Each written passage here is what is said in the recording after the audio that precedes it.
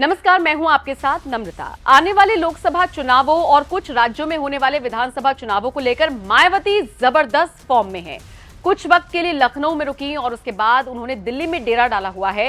लगातार बैठकें कर रही हैं, अपने पदाधिकारियों को साफ निर्देश दे रही हैं कि सबसे पहले तो अपना खोया हुआ वोटर वापस लाइए और उसके बाद जो नई पीढ़ी है उसको अपने साथ जोड़िए।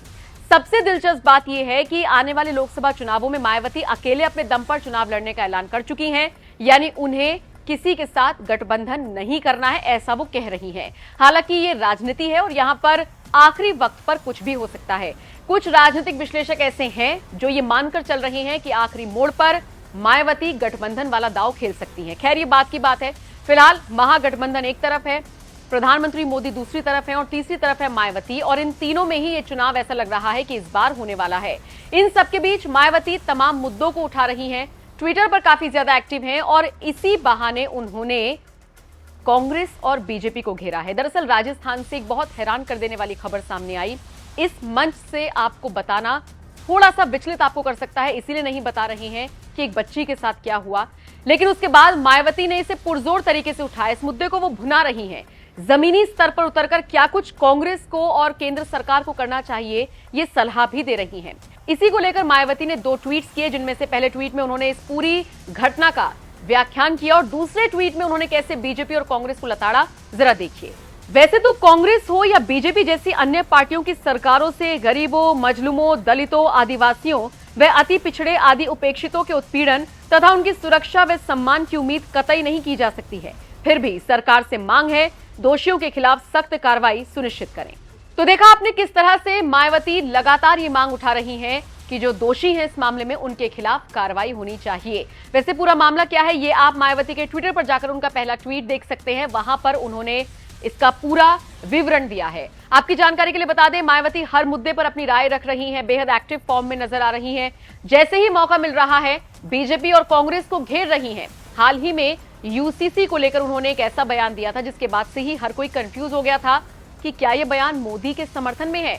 दरअसल मायावती ने कहा था कि हम यूसीसी का समर्थन करते हैं, इसमें क्या बुराई है, लेकिन जिस तरह से बीजेपी इसे लाना चाह रही है उसका हम समर्थन नहीं करते हैं। यूसीसी पर मायावती ने किस तरह से डिप्लोमेटिक जवाब दिया था, उस बयान के साथ आपको छोड़े जा रहे हैं। आप इस खबर पर क्या राय रखते हैं, कमेंट करके जरूर बताएं। यूनिफॉर्म सिविल कोड यूसीसी पर बीएसपी की क्या प्रतिक्रिया है, उसके संबंध में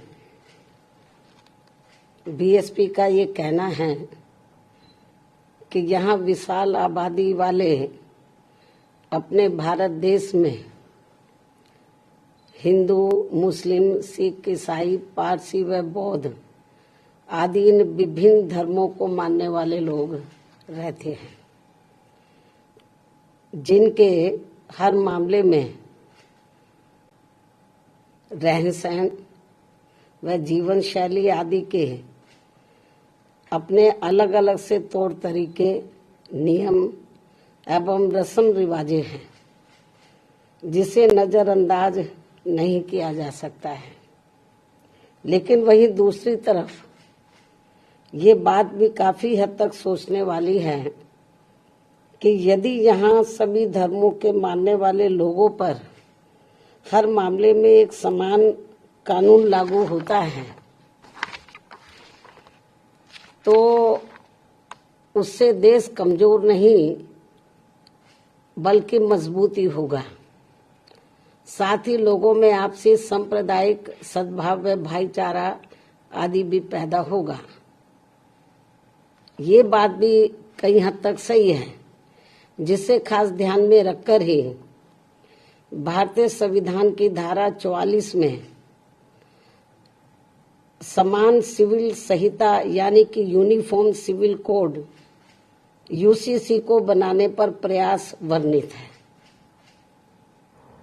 उसका जिक्र किया गया है।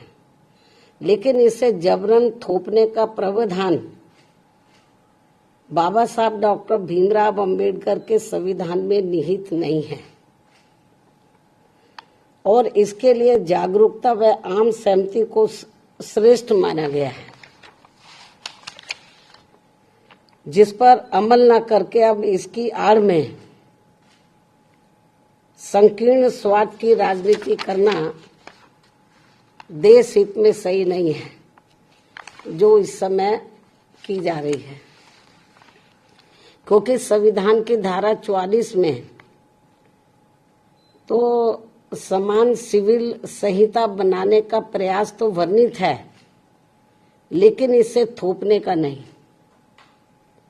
इसलिए इन सब बातों को खास ध्यान में रखकर ही तब फिर बीजेपी को देश में यूसीसी को लागू करने के लिए कोई कदम उठाना चाहिए था।